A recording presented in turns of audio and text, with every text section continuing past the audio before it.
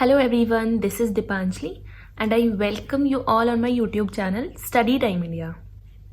बच्चों previous video में हमने देखा था reflection of light from plane mirror.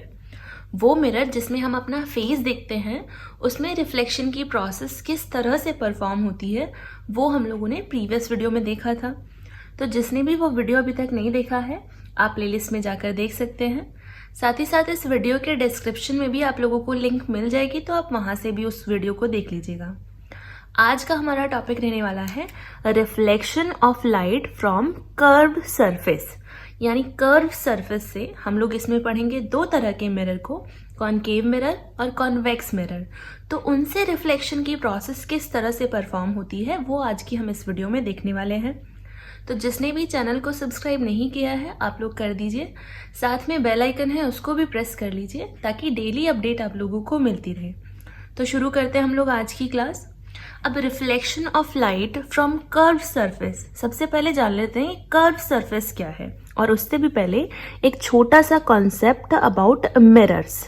हम लोग जनरली जो मिरर्स देखते हैं स्टडी के लिए वो हमें दो तरह के मिरर्स देखने हैं। एक तो प्लेन मिरर, ठीक है, जिसमें हम अपना फेस भी देखते हैं, जो कुछ इस तरह का हम ड्रॉ करते हैं।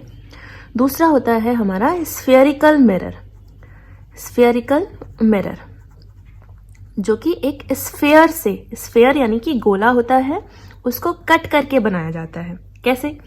जैसे अगर ये गोला है, ये स्फेयर है हमारा, और इसे हमने यहां से कट किया तो ये जो पोर्शन होगा इस तरह का होगा पोर्शन, ठीक है। और अगर इस पोर्शन में मैं यहाँ पर पेंट कर देती हूँ, ऐसा ही पेंट जैसा कि प्लेन मिरर में पीछे की तरफ हो रखा होता है, जैसे किसका करते हैं हम जनरली, यहाँ पर सिल्वर जो होता है Ag वो बेस्ट रिफ्लेक्टर है। इसके साथ साथ हम एल्यूमिनियम का भी कर सकते हैं, तो उसकी परत चढ़ाई हुई होती है जो कि अच्छे से रिफ्लेक्ट करती है। यहाँ से हम अपना फेस देखते हैं, ये रिफ्लेक्टिंग साइड है। सिमिलरली इसमें हमने यही पेंट कर दिया और ये हो गया रिफ्लेक्टिंग साइड। तो इस तरह से हम लोग कर्व सरफेस है ना, तो इसका मिरर बना लिया, बस पेंट किया हमने एक स्फेयर को कट करने के बाद। अगर इसी स्फेयर को हम यहाँ से कट कर दें तो ये वाला जो पोर्शन होगा ये कुछ इस तरह का होगा। और अब इस पर मैं पेंट करूं यहाँ, ठीक है, यही पेंट मैं इस तरफ पीछे की तरफ करती हूँ, तो रिफ्लेक्शन कहाँ से होगा, देख कहाँ से सकेंगे हम, उसके जस्ट ऑपोजिट साइड में, ठीक है।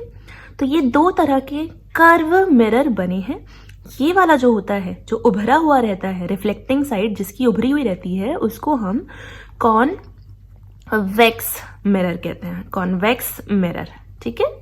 और जिसमें अंदर की तरफ धसी हुई रहती है रिफ्लेक्टिंग साइड, उसको हम लोग कॉनकेव मिरर कहते हैं, कॉनकेव मिरर, ठीक है। ऐसे भी याद कर सकते हो, देखो केव का मतलब होता है गुफा, गुफा होती है अंदर की तरफ धसी हुई, तो ये अंदर की तरफ धसा हुआ रिफ्लेक्टिंग साइड है। और आप लोग इतने ज्यादा डायग्राम बनाने वाले हो तो वैसे ही याद हो जाएंगे कि कौन सा कॉनकेव है और कौन सा कॉन्वेक्स है। तो ये हो गए। अब अगर हम इनकी कुछ प्रॉपर्टीज देखें, जैसे कि अगर हमारे पास ये मिरर है, कौन सा मिरर है, ये हमारा अंदर की तरफ धसा हुआ है, तो इसको हम क्या बोलेंगे, कॉनकेव मिरर। तो जो लाइट रेज पैरेलल आए ना, कोई भी लाइट सोर्स से लाइट रेज आ रही होंगी, तो अगर पैरेलल आती हैं एक दूसरे के, तो ये after reflecting, after striking on the surface of this mirror, ये रेज जो होती हैं वो एक पर्टिकुलर पॉइंट पर मिल जाती हैं, ठीक है, यानी कन्वर्ज हो जाती हैं। फैली हुई रेज को एक जगह कन्वर्ज करने का काम, कन्वर्ज करने का काम, सिकोड़ने का काम, किसी एक पॉइंट पर लाने का काम जो होता है वो कॉनकेव मिरर का होता है, कॉनकेव मिरर, ठीक है। ऑन द अदर हैंड, अगर इस तरह से दूसरा वाला हमारे पास मिरर है जिसको हम कॉन्वेक्स मिरर कहते हैं, और इस पर लाइट रेज पैरेलल आए, इस पर लाइट रेज पैरेलल आए, ठीक है, कहीं किसी भी एक लाइट सोर्स से, so after reflection they get scattered, यानी कि वो फैल जाती हैं, इस तरह से फैल जाती हैं, ठीक है। एक्चुअल में वो किसी पॉइंट पर मीट नहीं होती हैं, सिमिलर जिसमें कॉनकेव में हुआ था, ठीक है।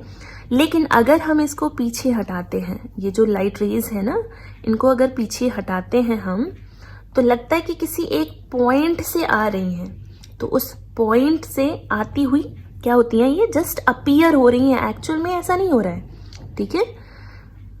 तो ये जो प्रॉपर्टी है किसकी, कॉन्वेक्स मिरर की, ये कौन सी वाली प्रॉपर्टी है, ये डाइवर्ज करने की है, डाइवर्ज करने की। तो यहाँ पे हमने दो तरह के मिरर देखे और उनकी प्रॉपर्टीज के बारे में पढ़ा। मिरर कौन से, कॉनकेव मिरर है और कॉन्वेक्स मिरर है। कॉनकेव मिरर किसी भी लाइट सोर्स से आने वाली रेज को एक जगह पर पॉइंट करता है, कन्वर्ज करता है। It is also called converging mirror. On the other hand ये जो होता है हमारा कॉन्वेक्स मिरर, ये स्केटर्ड करता है, डिफरेंट डिफरेंट डायरेक्शन में स्केटर्ड करता है, बट इट अपीयर्स कि वो किसी एक पॉइंट से लाइट रेज आ रही हो। स्केटर्ड होने वाली रिफ्लेक्टेड लाइट रेज वो किसी एक पॉइंट से आती हुई मिलती हैं, अपीयर होती हैं, ठीक है। तो डाइवर्ज करने का काम होता है किसका, ये कॉन्वेक्स मिरर का, ठीक है। आपने स्पून देखी है, देखो स्पून होती है हमारे सबके घर में, स्पून का यूज करते हैं हम लोग। तो स्पून में ये जो अंदर की तरफ होती है ना सरफेस, किसकी तरह बिहेव करेगी वो, ये कॉनकेव मिरर की तरह। और ये जो बाहर की तरफ होती है सरफेस, किसकी तरह बिहेव करेगी, कॉन्वेक्स मिरर की तरह। I hope you got the point कि किस तरह से दोनों मिरर जो होते हैं वो अपना इमेज को फॉर्म करेंगे, ठीक है। अब हम लोगों को नेक्स्ट देखना है कि रिफ्लेक्शन की प्रोसेस होती कैसे है इन कर्व्ड सरफेस में। लेकिन उससे पहले हम लोगों को कुछ पॉइंट्स, कुछ टर्म्स होंगे जो जानने हैं, इंपॉर्टेंट टर्म्स हैं, तो वो पहले हम लोग देख लेते हैं एक एक करके, ठीक है। शुरू करते हैं हम लोग। अब मैंने आप लोगों को बताया कि चाहे तो वो हो कौन सा, ये कौन सा लेंस हो गया, मिरर हो गया कॉन्वेक्स, ठीक है, ये कॉन्वेक्स मिरर है, ठीक है। लेंस भी हम लोग पढ़ेंगे इससे आगे चैप्टर में। और ये कौन सा हो गया हमारा, जो अंदर की तरफ धसा हुआ होगा उसको हम कौन सा कहते हैं, ये हो गया कॉनकेव मिरर, ठीक है। Convex, let me just right it, convex and concave, ये दो तरह के मिरर हो गए। आखिरकार ये आए कहाँ से हैं, ये एक स्फीयर का पार्ट है, भाई स्फीयर था, इसको काटा और हमने पेंट कर दिया साइड पर, बन गए हमारे मिरर, ठीक है। अब वन बाय वन वो टर्म्स हम लोग देख लेते हैं जो इम्पॉर्टेंट हैं, ठीक है। सबसे पहला जो टर्म आता है that is centre of curvature, centre of curvature, ठीक है, जिसको हम रिप्रेजेंट करते हैं सी से, ठीक है। तो देखो सेंटर ऑफ कर्वेचर कहाँ पर होगा हमारे मिरर में, ये जो स्फीयर का सेंटर होता है ना, ये जो स्फीयर का सेंटर होता है, इसको हम लोग कहते हैं सेंटर ऑफ कर्वेचर। आई बात समझ में, सेंटर ऑफ कर्वेचर क्या हो गया है, पूरे स्फीयर का जिससे वो मिरर कटा हुआ है उसके मिडिल यानी सेंटर वाले पॉइंट को हम सेंटर ऑफ कर्वेचर कहते हैं, और इसको रिप्रेजेंट करते हैं किससे, सी से रिप्रेजेंट करते हैं। क्लियर है। इसके बाद सेकेंड टर्म है दैट इज पोल, जिसको हम रिप्रेजेंट करेंगे पी से। क्या होता है पोल, ये हमारा मिरर है, ठीक है, ये हमारा मिरर है, इसका बीच का पॉइंट, इसको हम पोल कहेंगे। ये मिरर है और इसमें ये जो पॉइंट है ये हमारा हो गया पोल, ठीक है। Keep this point in mind कि ये पोल है और ये सेंटर ऑफ कर्वेचर है। Now third point that is radius of curvature, radius of curvature represent करेंगे आर से। तो देखो जिस तरह से सर्कल में नहीं होता कि सेंटर से और यहाँ जो सर्कमफ्रेंस है यहाँ तक की जो डिस्टेंस है उसको हम लोग क्या बोलते हैं, रेडियस कहते हैं। सिमिलरली इसमें भी ये जो डिस्टेंस होती है, ठीक है, पोल से और सेंटर ऑफ कर्वेचर तक की जो डिस्टेंस होती है, the distance between pole and centre of curvature is called radius of curvature, ठीक है। I hope I am clear कि यहाँ पर ये दोनों के बीच के डिस्टेंस को हम रेडियस ऑफ कर्वेचर कहते हैं, ठीक है। नेक्स्ट आ जाता है हमारा पॉइंट 4 दैट इज अपर्चर। तो अपर्चर जो होता है वो यहाँ से, जहाँ से देखो हमारा पूरा स्फीयर था लेकिन कटिंग कहाँ से ही की, यहाँ से यहाँ तक का पोर्शन है जो क्या बना रहा है, ये ये मिरर का पार्ट है, यहाँ से यहाँ तक का। तो ये जो पोर्शन होता है इसको हम लोग क्या बोलते हैं, अपर्चर। रिप्रेजेंट करना चाहो तो ए से हम लोग इसको रिप्रेजेंट करते हैं। तो जो रिफ्लेक्शन पोर्शन होता है, जितना भी रिफ्लेक्शन पोर्शन हो, ये पूरा का पूरा जो होता है मिरर का, वो अपर्चर हो गया इसका। नेक्स्ट 5th पॉइंट आता है, that is principal axis. Principal axis, ठीक है, ये कौन सा होता है, तो द स्ट्रेट लाइन, अगर हम एक स्ट्रेट लाइन लेते हैं passing through, straight line passing through the centre of curvature and pole, ये जो straight line centre of curvature और पोल से पास हो रही है ना, लंबी सी लाइन, इसको हम लोग क्या कहेंगे, प्रिंसिपल एक्सिस, ठीक है। ये जो मिडल पोर्शन है, ये वाली लाइन, इसको हम प्रिंसिपल एक्सिस बोलते हैं, ठीक है। आगे आ जाता है हमारा 6th point, that is principal focus. Principal focus, या फिर हम लोग इसी में ही आगे नेक्स्ट इसको फोकस भी बोल सकते हैं, और एफ, कैपिटल एफ से रिप्रेजेंट करते हैं। नेक्स्ट वाला भी यही डिस्कस कर लेते हैं, दैट इज फोकल लेंथ, ठीक है, फोकल लेंथ। इसको हम स्मॉल एफ से रिप्रेजेंट करते हैं, ठीक है। ये कैपिटल सी, कैपिटल पी, ये आर हो गया, ए हो गया, प्रिंसिपल एक्सिस को हम लोग लिखते हैं पूरा का पूरा, और ये रिप्रेजेंट करते हैं कैपिटल एफ से, स्मॉल एफ से फोकल लेंथ, ठीक है। अब ये क्या होती है, अभी हम लोगों ने डिस्कस किया था कि कोई भी ये जो 2 तरह के मिरर हैं, एक तो हो गया कॉनकेव मिरर, इसकी क्या प्रॉपर्टी होती है कि ये किसी भी सोर्स से आने वाली लाइट को एक पॉइंट पर मिलाता है, और जिस पॉइंट पर वो मीट करती है ना, उसी को हम लोग प्रिंसिपल फोकस कहते हैं, प्रिंसिपल फोकस कहते हैं उसको, ठीक है। और जब ये इसकी बात करते हैं हम कॉन्वेक्स मिरर की बात करते हैं, तो किसी भी सोर्स से आने वाली लाइट रेज को वो डाइवर्ज करता है, बिल्कुल, लेकिन ऐसा लगता है कि किसी एक पॉइंट से आ रही हूं। तो in case of convex mirror, वो जो पॉइंट है ना जिससे वो आती हुई लगती हैं, उसको हम प्रिंसिपल फोकस कहते हैं। तो आई होप कि ये क्लियर हो गया होगा पॉइंट कि प्रिंसिपल फोकस क्या होता है। तो एक पॉइंट है प्रिंसिपल एक्सिस पर, let me just draw it here. तो कोई भी जैसे लाइट की रेज है यहाँ पर, ये आ रही है किसी भी सोर्स से, ये रिफ्लेक्शन हुआ, ये यहाँ रिफ्लेक्शन हुआ इस तरह से, और किसी एक पॉइंट पर आकर वो मिल जाती हैं, उसी पॉइंट को हम फोकस कहते हैं, प्रिंसिपल फोकस कहते हैं, ठीक है।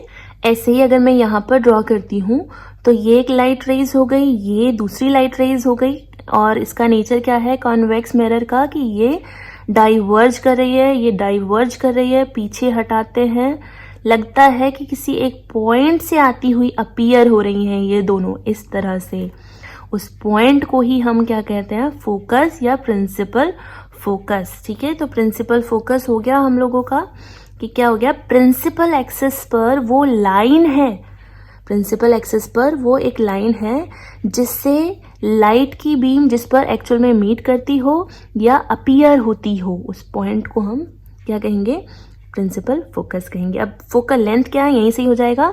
तो पोल और फोकस के बीच की ये जो डिस्टेंस है उसको हम फोकल लेंथ कहते हैं, एफ, स्मॉल एफ, ठीक है। पोल और फोकस के बीच की जो डिस्टेंस है उसको हम स्मॉल एफ या कहेंगे फोकल लेंथ, ठीक है। बिल्कुल क्लियर हो गया। ये 7 के 7 पॉइंट बहुत ज़्यादा इम्पॉर्टेंट हैं और इन्हीं के बेस पर हमारे बनेंगे रे डायग्राम, ठीक है। तो ये कुछ रहे पॉइंट्स। अब ज़रा हम लोग एक बार जल्दी से देख लेते हैं। ये हो गया सेंटर ऑफ कर्वेचर। पहले तो हम मिरर डिसाइड करें। ये है हमारा अंदर की तरफ धंसा हुआ तो कॉनकेव, ये उभरा हुआ तो कॉन्वेक्स है। क्या ये दोनों हैं मिरर्स, ठीक है। यहाँ पर सेंटर ऑफ कर्वेचर, ये हो गया middle portion that is pole, ये हो गया middle portion that is pole, ठीक है। इसका मिडिल पोर्शन यहाँ से यहाँ तक रिफ्लेक्टिंग सरफेस है दैट इज अपर्चर और ये अपर्चर, ठीक है। और अगर हम क्या करेंगे, इन दोनों के बीच की डिस्टेंस देखेंगे, पोल और सेंटर ऑफ कर्वेचर तक की डिस्टेंस को हम रेडियस ऑफ कर्वेचर कह रहे हैं, ठीक है। और अगर लाइट रेज आती हैं, डाइवर्ज हो जाती हैं, लाइट रेज आती हैं, डाइवर्ज हो जाती हैं और वो किसी एक पॉइंट पर क्या करेंगी, मिलती हुई अपीयर होती हैं, उस केस में वो पॉइंट होता है फोकल, ठीक है, हमारा प्रिंसिपल फोकस। ऐसे ही इसमें भी आई लेकिन वो कन्वर्ज हुई, किसका काम है कन्वर्ज करने का, कॉनकेव मिरर का, ये कन्वर्ज हुई, तो जहाँ कन्वर्ज होती हैं वही होता है प्रिंसिपल फोकस, ठीक है। यहाँ से यहाँ तक की डिस्टेंस फोकल लेंथ, यहाँ से यहाँ तक की डिस्टेंस फोकल लेंथ। और एक बात इंपॉर्टेंट है कि जो फोकल लेंथ होती है ना, वो रेडियस ऑफ कर्वेचर की ना आधी होती है, ठीक है, रेडियस ऑफ कर्वेचर की आधी है, ये पूरा रेडियस है, इसका आधा पार्ट फोकल लेंथ है, ठीक है, आधे। तो इसका मतलब ये नहीं कह सकते कि रेडियस जो बनी है ना, रेडियस पूरी वो 2 फोकल लेंथ को मिलाने पर बनी है 2f, तो ये इंपॉर्टेंट फॉर्मूला है, ठीक है। अगर किसी भी क्वेश्चन में दे रखा हो कि किसी जो हमारा मिरर है उसकी फोकल लेंथ दे रखी है 6 सेंटीमीटर, रेडियस बतानी है, तो कैसे निकालेंगे, फोकल लेंथ ये दे रखी है, रेडियस बतानी है, तो क्या होता है, दुगनी होती है, तो r is equals to 2f, तो 2 × 6 इज इक्वल्स टू 12 सेंटीमीटर, ऐसे निकल जाता है। अगर रेडियस दे रखा हो, जैसे मान लो 10 सेंटीमीटर रेडियस है, तो उसका आधा कर दो, कितना हो जाएगा 5 centimetre, that is focal length, ऐसे निकल जाता है, ठीक है। एक स्ट्रेट लाइन जो प्रिंसिपल फोकस, प्रिंसिपल और पोल, ये सेंटर ऑफ कर्वेचर को काटती हुई जाती है, उसको प्रिंसिपल एक्सिस कहते हैं, ठीक है, प्रिंसिपल एक्सिस कहते हैं। So these are the points. एक बार हम लोग इनसे भी देख लेते हैं definition properly. Centre of curvature, the centre of hollow sphere of glass of which the mirror is a part, ठीक है, जिसका पार्ट है मिरर उसका सेंटर, उस स्फीयर का centre. Radius, radius of hollow sphere, जो हॉलो स्फीयर था उसकी radius. Pole, the centre of spherical mirror, जो मिरर है उसकी सेंटर को पोल कहते हैं। Principal axis, the straight line passing through centre of curvature and pole, ये वाली लाइन जो स्ट्रेट लाइन होगी that would be principal axis. Aperture, the portion where reflection of light actually takes place, यहाँ तो नहीं होगा ना रिफ्लेक्शन, कटा हुआ तो पार्ट इतना है ना मिरर का, तो वही पोर्शन अपर्चर हो जाएगा। Principal focus, a point on principal axes from which और to which a beam of light rays diverge और कन्वर्ज, तो जिस पॉइंट से पर कन्वर्ज होती हैं या जिस पॉइंट से आती हुई लगती हैं या डाइवर्ज होती हैं, उन्हीं को हम लोग क्या कहते हैं, principal focus। and the length distance between pole and principal focus is called focal length। I hope ये पॉइंट्स क्लियर हो गए होंगे, क्योंकि बहुत ज़्यादा इंपॉर्टेंट पॉइंट है। रे डायग्राम बनाते वक्त में हम लोगों को बहुत हेल्प मिलने वाली है इन्हीं टर्मिनोलॉजी के अकॉर्डिंग। अगर किसी को भी प्रॉब्लम हो इन टर्म्स को समझने में, तो आप कमेंट बॉक्स में लिख दीजिएगा, मैं ज़रूर शॉर्ट आउट करूँगी। और अगर आपको वीडियो अच्छा लगे तो आप शेयर कीजिएगा अपने दोस्तों के साथ, लाइक कीजिएगा, सब्सक्राइब कीजिएगा। Thank you.